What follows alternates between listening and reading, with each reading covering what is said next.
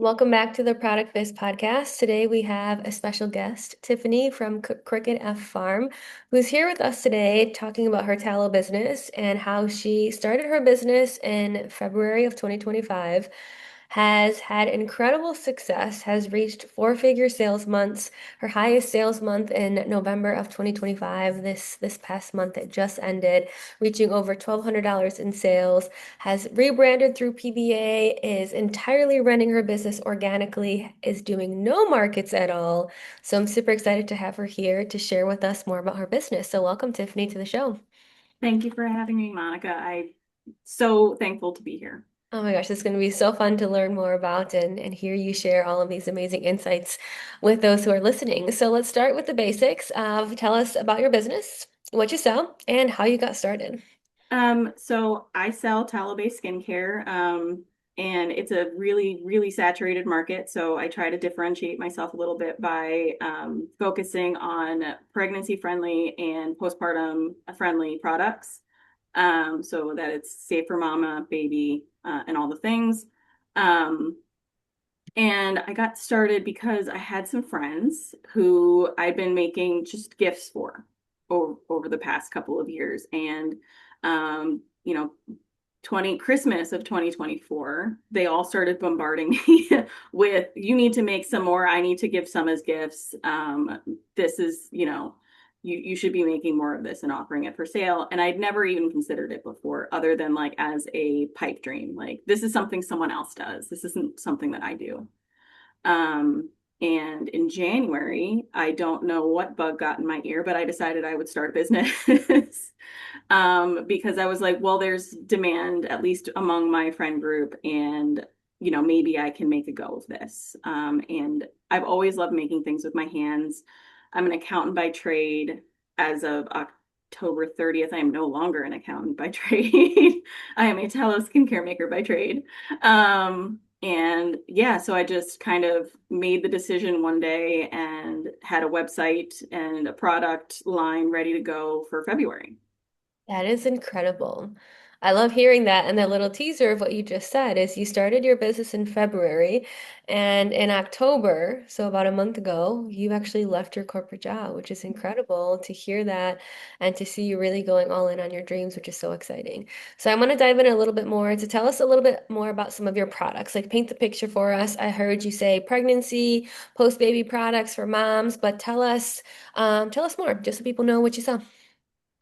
So I made sure that everything that I was making wasn't including things that would be counter indicated for pregnancy specifically, because when I started using tallow, I had to stop my prescription skincare, which contained tretinoin, which I don't know if I'm saying that right. But I had no idea that the product that I was taking the entire time I was trying to conceive, like up until my first pregnancy loss, I had no idea. And when I was talking to my doctor, my dermatologist, she said, "Oh no, not when you're trying. You need to stop using this. Like, we need to get you on something else." And I was like, "Oh, that sounds like something you should be telling every single patient before you prescribe them this." Um, and I was like, well, I'm not going to use prescription anything anymore because I lost trust in that. So I started researching and figuring out what worked for me. And a friend of mine recommended tallow. I bought a really expensive brand's tallow because, there was that, oh, it's expensive, so it must be good feeling behind it. I didn't know anything about it at the time. This was like probably 8 or 9 years ago. Um, and by the time I got through the jar, I was like, I can make this myself. And then I started making it myself, and my skin was clear and everything was great. So the whole experience with my dermatologist made me feel like there wasn't enough focus around pregnancy safe skincare, because it's always been retinol and retinoids and all the things that magically, get rid of your wrinkles, but could also cause birth defects. And the hyper focus on, appearing younger all the time. So I focus on using things that are natural, like bakuchiol and THD vitamin C, and things that are just as effective, but don't come with the scary list of things that happen. I love hearing that. And I truly feel that when there's a business that has that sort of like passion or purpose behind it, that just fuels it. So I always love hearing people's stories because when you have a story like that of, oh my gosh, I started to connect the dots and I realized that this could have been what was affecting what was happening in my life. It adds that fuel to the fire of I have to find something that's better and I want to create something that's better and it fuels that passion. I love hearing how you are specific with pregnancy and post-baby products because you are a PBA member and you hear in PBA all the time how we talk about getting super specific with your audience, the type of products you sell, how you position your products. So talk me through that. Were you always, when you were thinking of launching this product, were you always with the intention of products for moms, pregnancy safe, etc.? Or were you first thinking to be more general of like tallow skincare in general and then you niche down? How did that come about for you? So it was always about making sure that it was safe, no matter how I branded. Like it didn't necessarily have to go in that direction, but the products were always going to be pregnancy and postpartum safe. That was always. What about on the branding side though? When did you decide to really maybe market it towards Um, that angle? I would say when I was going through the module and being told no, stop trying to be overly general. And like it doesn't, what I found is that it doesn't limit who actually buys. Because Mhm. I still have men who buy. I still have women who are quite beyond the age of childbearing years who buy. I still have very young women who buy, um, who aren't even thinking about having kids yet. So it's really just like it, to me, it helped to identify that that's why this is different because if your decision changes or if you have a surprise, that you're not accidentally doing something that you didn't want to be doing to your body, to yourself, because your skin is your largest organ and it's important what you put on it. Yeah, absolutely. So take me back to that February time frame where in January you said you had this little bug to start a website, start a business, and actually make it official. You launched in February, and I know you joined PBA in May. So take me back to Feb. What were you focusing on? What was business like? What were you struggling with? What were you feeling at that point in time? So February was my third highest month. So my first month was a big month for me. It was over $500 in sales. Um, and I can't remember the specific number, but it was, I sold out of stuff, not as fast as I wanted to. I think it was really just like I was hoping for this like massive influx of orders that you see all the time, and that didn't happen. That like, printing from the thing of all the printing labels. And like getting to be okay with that I'm not possibly, one of those people that has that huge overnight success. And that's okay. So I think for me, like February was um, not what I wanted it to be, but was exactly what I needed to force me to recognize, what my market wanted, the kind of actual pace at which I would grow, and, like identifying who my market was to a greater degree because I was just throwing things out there. I had a dead Instagram account for the farm that I hadn't touched in 3 years since I had my daughter. And I had a dead TikTok account with the same story. So like I went from like 100 people on TikTok and 400 on Instagram to I think by the time I launched, it was like 800 on Instagram and probably about 500 or 600 on TikTok. Um, so I was really using socials to grow and social media. I don't know about anybody else, but it drains me. And that was like not something I was prepared for either. So I needed help. I knew I needed help to understand like what was going to actually work instead of just throwing spaghetti at a wall. And then that's why I started looking for resources because I knew that there was something out there that could kind of give me a little bit of a shortcut on the path of figuring out what worked. hmm And that's so interesting to hear because it sounds like you launched. And you had proof of concept. 500 in sales that first month is fantastic. That's incredible proof of concept. Like, hey, this has legs. This can work. People are interested. And then you were growing fairly, very well on social media, it sounds like, but it was just super draining for you. So that's when you had this thought of, okay, if I want to continue, I want to shift some things, I want to learn some things, I want to try some different things. So it's not something that's burning me out and Mhm. making me like dislike my business. Is that right? Yeah, and also just make sure that I wasn't like I knew I needed help with branding. I knew I needed help with messaging and all that stuff as far as like how to talk about my products because what still find is that I have a really hard time talking about my products as if it's not like boastful or Mm. like self-inflating.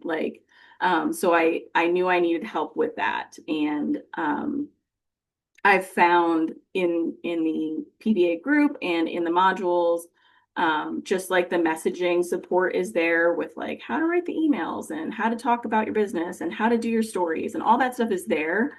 I'm really the type of person who needs like somebody to tell me what to do sometimes, and it's there when I need it to be. And sometimes I still do the wrong thing, and then I go back and I'm like, oh yeah, that was what I was supposed to be doing. So. That's incredible. Now I heard you tell me before we started recording this call that in July you had basically a four-figure month. You were a couple dollars shy, so we're going to call it a four-figure month, which is so awesome because you launched in February and then July is normally super slow month. But you had $1,000 in sales, and then this November you had $1,200 in sales, which is incredible. All organic, primarily social media and your email list. Can you tell us more about that? Like, what are you doing? What's really working for you, and what has led to that growth? So July's month was a month of launches. So I launched two what I would call like hero products. I launched an eye balm that everyone loves, but I had to test it myself for 4 months before I would put it out there to make sure that it was all the things that I wanted it to be. And I launched a lip balm that is dyed with alkanet root. So it's no mica, no petroleum products. It's basically like a tinted lip balm that you could also use on your cheeks if you want to for like a rosy glow. And both of those things sold out really quickly in July. Like I didn't make enough of either of them. So I was like, oh, okay, I need to make more of these because this is something that people like. So those two product launches in the month of July really drove a lot of stuff. And I also had a sale in July that was clearing out some old inventory from the springtime. And that helped too, like just to be like, okay, these are the products that didn't work and I want to get rid of them. And these are the new ones that are going to be taking their place and people love them. And that's amazing.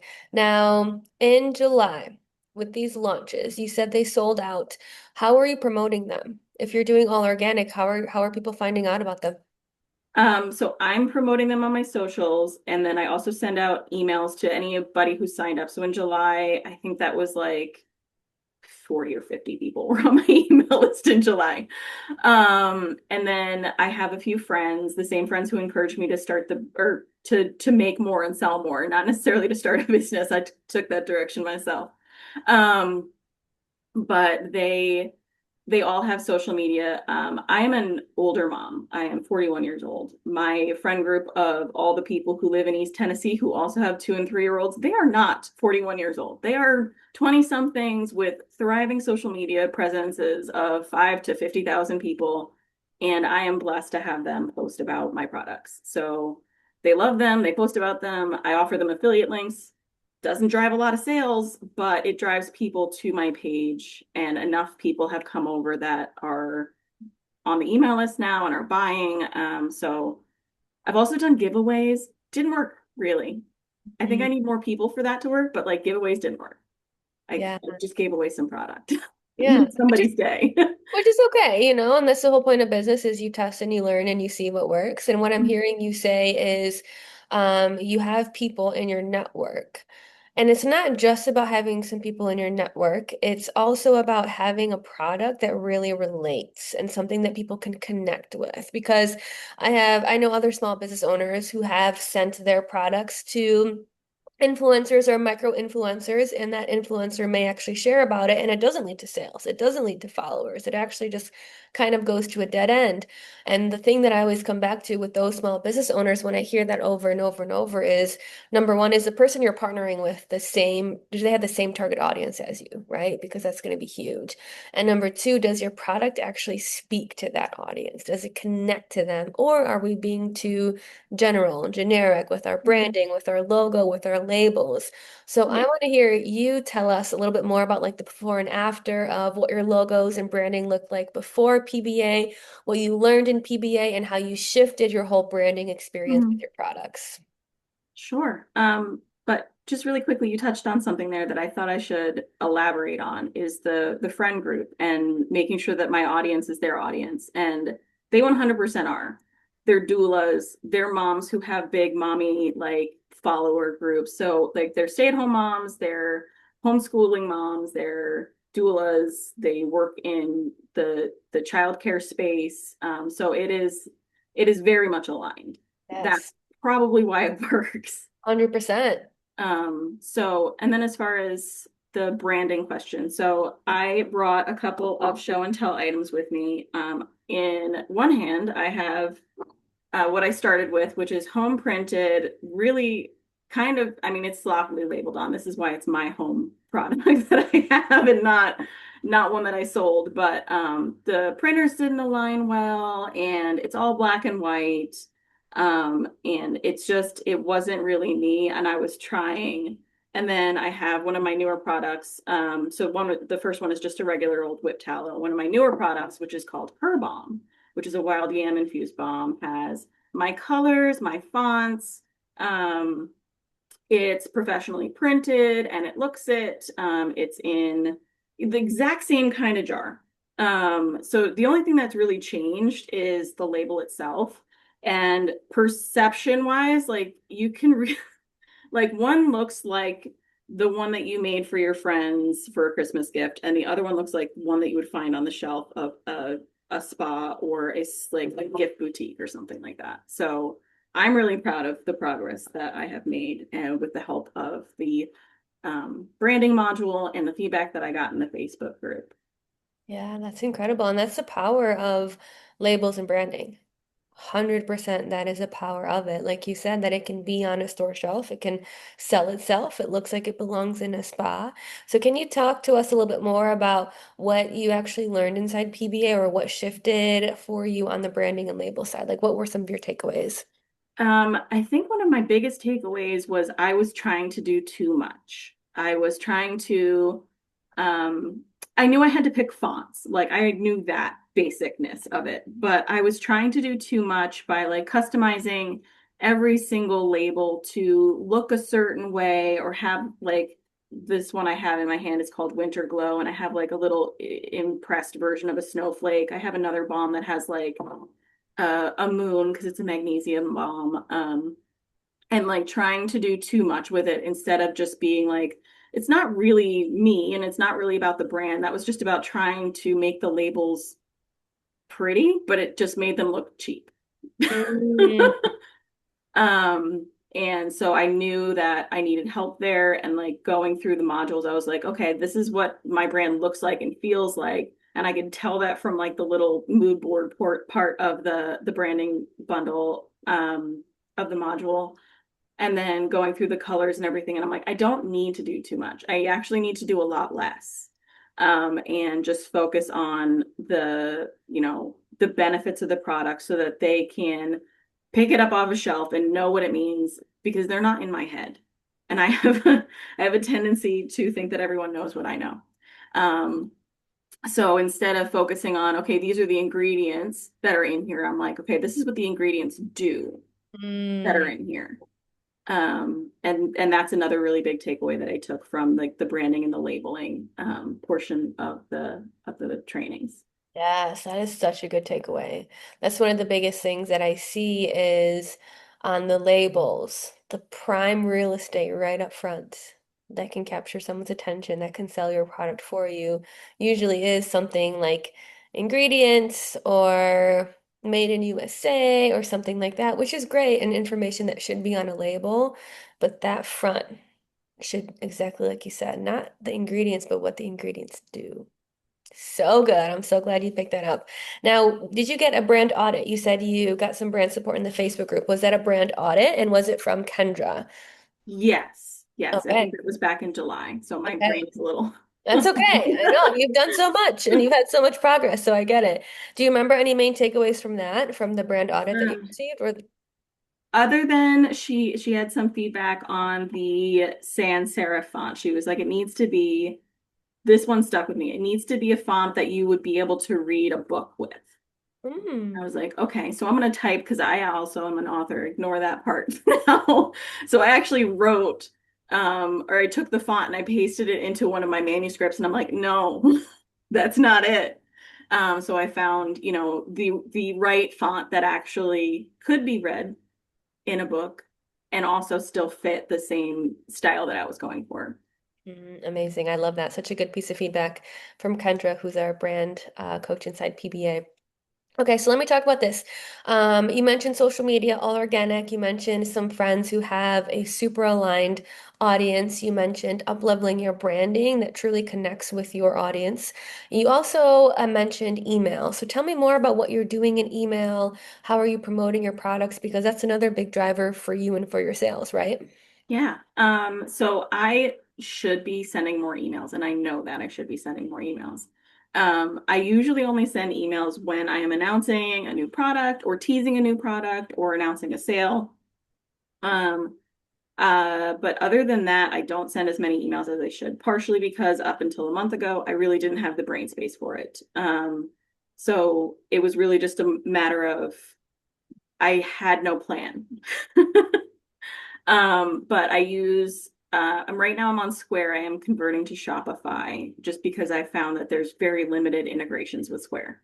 Yeah. Um, and so as I'm converting, I'm hoping that, new email marketing packages will have better impact because the Square marketing packages are really limited. Um, but for what it's worth, they do drive sales. I usually get, between a 30 and 50% open rate, and I get, at least $100 or $200 in sales from every email that gets sent. So it's not like I know I should be sending more emails, and if I send more emails, I'll probably get more sales. Oh. But you gotta have a plan to work the plan. And the only month I had a plan for was this one, or this past one, I should say. Mhm. Can you tell us a little bit more about what you did in November for some of your emails? Because that's incredible. So, love hearing 30 to 50% because 30% is, I would say, like average to good. So, hearing between 30 to 50, that's incredible. Hearing you say 100 to 200 plus per order is fantastic. So, take us a little bit deeper in terms of maybe some of the emails that you sent in November, or just what are you sharing? What are you talking about in these emails? So whenever I'm talking about a new product, I always try to talk about the ingredients that are what makes it different, and why it matters to them. So when I launched my eye balm, I talked about THC vitamin C and how it's a fat soluble vitamin that helps with brightening under the eyes, and you can actually use it all over your face if you have sunspots and stuff like that. And Bakuchiol, which is a retinol alternative and safe for pregnancy. And it works. It takes a little bit longer to work. I'm honest and forthright in all my communications. I'm not like, it's retinol. No, retinol works in like 4 weeks. Bakuchiol doesn't really work in 4 weeks. 8 weeks, though. 12 weeks, definitely. Um, and as long as you continue using it, it's the same thing with retinol. It works as long as you keep using it, but you don't have the same skin breakdown. And I make sure to I'm like I have to show proof if I'm making claims like that. So I like provide links if anybody wants to go read the things that are about what I'm telling them about. And I usually will also talk about little snippets of, what's going on. So for the holidays, I did, we're planning to decorate on Thanksgiving because it's just us and what are you doing? And through my other life as an author, I do a lot of email marketing there, and I always invite feedback and people to comment back. I always get emails there. I don't get emails back yet from this. I feel like when people get retail email marketing, they're less likely to respond as if there's a real person there, but maybe someday. Um, and I shared, like our our our gifting plan for the year because I'm not a big fan, as much as I work in retail now, I'm not a big fan of waste. So like my products, I always intend for them to be like multi-purpose and to replace things that you already have and not to and they last a really long time. Like it's not a wasteful product line because of the way that it's made and how well it works and how long it works. This tiny jar of eye balm will last 3 to 6 months, depending on how much you use it. Um, and so it's really just like sharing those things with them and saying how, if you shop with me, you're, taking money away or not taking money away from, but like replacing money that would normally go to an Amazon or a Walmart or a Target and putting it into the pockets of, small businesses because not only am I a small business, I mostly wherever I can buy from small businesses. Like I get my tallow from local farms, what I can't produce myself, and I get my or botanicals from a farm in Georgia and like stuff like that. Like it's important to me that the whole business is about supporting small businesses, not just other people supporting my small business. So I shared that too. And I also made sure to tell them that, this is going to be the biggest sale you will ever see on this site. So if you don't shop now, the next discount will be lower. Oh. Um, and things like that, just kind of making sure that people were aware because of what I don't want to ever have happen is somebody to be like, oh, I was waiting for your real Black Friday sale because my pre-Black Friday sale was my big sale. Hmm. Um, and my Black Friday sale was just a slightly lower discount, but it was promoting bundling. So I'm like, buy one, get one 50% off instead of 30% off the site, that which was my pre-Black Friday sale.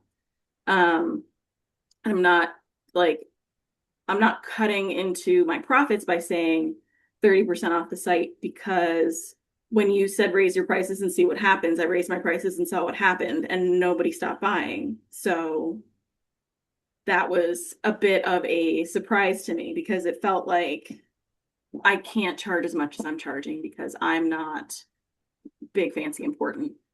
Um, but when I did the math, I was like, well, I'm also not accounting for all of these things that I should be accounting for. And when I added it all up, I'm like, well, I should be charging as much as I'm charging, maybe Mm. more. But the 30% off sale in February would have almost cost me money because of how my Mm. margins were in Mm. February. So, um, like if I added everything up, like it probably would have cost me money to sell people at that rate. But in November it didn't because I was priced appropriately for what I was selling. That is a beautiful point right there. That is so much growth that you took the time to be like, what are my products? What's the actual cost of my products? And I'm gonna trust that I can increase my pricing and see what happens. And trust when Monica says, just do it.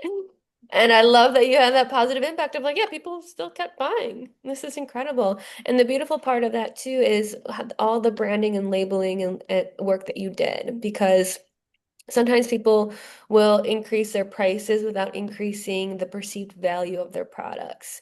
And there's going to be a certain extent that that works too, but you did all this groundwork of updating your labels and making sure your products really spoke to your audience. And once you have that, absolutely, then you can charge your worth because it connects with those people. Like you said, the Mhm. stay-at-home moms, the doulas, things like that. They're like, oh my gosh, of course, this Tiffany is speaking to me. I need to buy this. She is speaking directly to me, and her products also speak directly to me. So all of it coincides. Every single piece of it. And the other part that I want to touch on too, because you mentioned before we started recording, is inventory was a big part for you. So can you Mhm. just tell me more about that, like what you learned in PBA and how you shifted some of the inventory side of things? So prior to PBA, I think I had a list of 50 products that I was going to produce. And I had a plan to produce all 50 of those. I was like, if I work every single weekend over the next 2 months, I can get an inventory of all of these set up. But like that didn't account for running out of things or if something went wrong or any of that other stuff. And then I was like, well, what if nobody wants this. And I kill myself to make it. So I decided after kind of going through the inventory module to really take a step back, look at what I had even been selling so far, and focus more on that, and making sure that those things were in production, that I had the back stock of ingredients to make them if I ran out. I don't like to keep a ton of stock just because I am really low volume right now. So like I don't keep a ton of stock. If I had 100 orders tomorrow, I would be in trouble. Um, because I normally do like 5 orders a week at most. Um, but if I were to get, 100 orders in a week, I could make the back stock because I have enough stuff and I have enough labels and I have enough bottles. So I have all the stuff I need to make this stuff. I just don't have the stuff all pre-made. So that is not necessarily what was in the module, but it's really more about making sure that like the ingredient integrity stays intact and that I'm not like putting things together that if I have like suddenly I realize that my coconut oil is no longer good. Like I don't want to have product on the shelf with that coconut oil in it or something. Um, so I'm going a little bit slower in that regard, but um I picked instead of, I think I had a list of 15 different tallow whip fragrance blends, and I now have 4. Ooh, that is music to my ears. I love that. Um, I have 4, and then I was like, I can do seasonal. So I do like 3 seasonal ones. So that kind of like adds that a little bit of scarcity and gotta get it, it's not going to be here later kind of a thing too. So I do the seasonal blends, but um yeah, and that really helped me identify areas where I wasn't really getting the return to. Like I love making soap. It doesn't pay the bills though. Like I am not a big production soap maker. I don't have the space for it to cure hundreds of bars of soap, but people expect to kind of be able to get that, right? So I do a little bit, and I decided to just only do 2 instead of, I think I had 4 or 5 at one point. And soap making is a lot of work and a lot of time. Significantly more time is spent on making soap than is making, once you get beyond the tallow part, than on making, like, if once I have my tallow rendered, like making a whipped tallow takes just as long as making, 40 bars of soap, and 40 bars of soap isn't going to make me $400 or something, whereas a batch of whipped tallow might make me 1,000. Like it just didn't make sense, mathematically speaking, to continue to invest a ton of time, money, and energy, because the tallow itself, like there's a ton that goes into the soap, and I'm like, I only have so much to go around. It should go into the thing that makes the most money. That's smart. That's smart business strategy right there. Reducing SKUs, focusing on the ones that bring in more money that you still enjoy, that are still the heart of your business, right? Mhm. And just being really smart with your time. I love hearing that. That is CEO mentality right there. Now, one thing I want to touch on is not only do you have your business, but you were working full time. You recently just left your full-time job to focus on your business. You have a toddler at home, live on a farm, so there's a bunch of duties of farm management going on, and you have other amazing things that you're working on too. So, how do you manage it all? How do you like what's the main way that you manage? Um, so I try to kind of segment my days as much as possible. When I was working full time, it was a matter of like whatever days of the week that I could get over into the shop. My husband was the stay-at-home parent while I was working, and now it's kind of my job to be the stay-at-home parent, and we're figuring out that new dynamic. And with a 3-year-old, jumping into being the stay-at-home parent to a 3-year-old is very different to jumping into being a stay-at-home parent to an infant. I don't know which one's harder and which one's easier. I'm not going to debate on that one, but it's different. And I worked from home the entire time that she was growing up. So it wasn't like I wasn't here, but just not having the day-to-day responsibility, basically up until I clocked out. Um, it was I would be able to use my lunch break to attend like PBA meetings or to develop new labels and stuff like that. I would have, if I asked my husband, I'm like, hey, can you be done with farm chores, by 7 so I can go upstairs an hour early and work on whatever. Um, we usually did that. And now it's really very much like grabbing an hour here and an hour there. And we're in the middle of some renovations. So my husband hasn't been as available, but once he's done with those renovations next week, hopefully, um, we will have much more split schedule where I'll have a lot more dedicated time to put into my business and be a lot more structured and intentional about it. But right now it is very much like it's Sunday and 10 p.m. and I'm out of this and I'm going to go make it and then I'm going to go to bed. And so it is just kind of figuring it out as I go and doing what I need to do when I need to do it, and occasionally putting on Baby Shark Mhm. if I need to write some emails or do some content, but try to Yeah. keep Baby Shark to a minimum. Yeah, that's incredible. Now tell me a little bit more about your strategy of not doing markets. Was that intentional? Is it I don't want to be away on weekends, I've got enough going on, or what was your decision in that choice?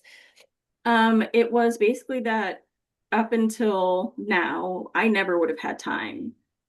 Um, and maybe next summer I will do markets just to get some more exposure because locally we're very virtually unknown. Trying to get into some stores. I make elderberry syrup too, so that's in the store locally, but it's in like a kind of corner market kind of a thing, not necessarily a place I would want to put my tallow. But trying to get my name and face and business out there more. Markets may be on the docket for next summer, but it was just really not something that we could do with um, all of the responsibilities that we had. We don't have any family nearby, so there's no help. It's just us against the world, and 3-year-olds need a lot of attention and a lot of supervision. They're always figuring out new ways to hurt themselves. Yeah. You'd be surprised. I caught her with her leg wrapped around an arm of a chair trying to sit on her bouncy ball thing that has like the handle in the middle on like a patio chair, like on the seat of the patio chair. I'm like, we're not launching. We're not launching off the chair. Oh my gosh. Um, yeah, they figure out new things every day. It keeps you on your toes. So we just never had time for it. And as much as I would have loved to do markets, it was enough stress and pressure to just kind of keep everything going while we were trying to figure out how I could leave my job. Yeah. And what was that final decision for you to leave your job? What helped you come to that decision? We had some land for sale, so that gave us the runway that we needed to be able to figure out whatever we need to figure out. We also have some rental properties, so it's not like we are going to be destitute if I don't figure it out, but it's a very big change going from a, 6-figure corporate income to $1,200. Absolutely. So we're learning what this new normal is going to be for us for a while. It means that we don't just spend the money and look at the credit card later and all that fun stuff, but we have the runway now to grow the business in a way that makes sense. And going through the trainings and learning all the things that I need to learn, maybe diving into ads next year. With some earnings from the business in my back pocket, like we have the ability to do that now. Yeah, and that's great to hear because a lot of people think when you leave a corporate job, it's because your business is replacing the salary, but it rarely is the case. It wasn't like that for me when I quit to run plant-based beauty. For me, it was simply I don't have enough time to split both with a corporate job and with a small business, and I'm literally plateauing my small business because it needs more time and I don't have that time to give it. So it's always going to be a huge, massive risk because it rarely ever is replacing the corporate salary. at that point Mhm. in time. But it's so incredible to hear you taking that risk to be like, okay, let's do it. Let's take the time. Let's really dive into this even further. You've seen so much incredible growth, all organically, in the last what, 9 months? 8 months, which is so exciting to see. So I'm excited for you to see what happens for you in 2026. It's going to be absolutely incredible. Thank you. Okay, let's end with this. Can you share your social media, your website? Where can people find you to check out your products and to continue to follow along? Sure. On Instagram, we are Crooked F Farm, all one word. And I think TikTok is the same. I should have checked. We're also on Facebook. You can just look up Crooked F Farm and find us. We have a page there.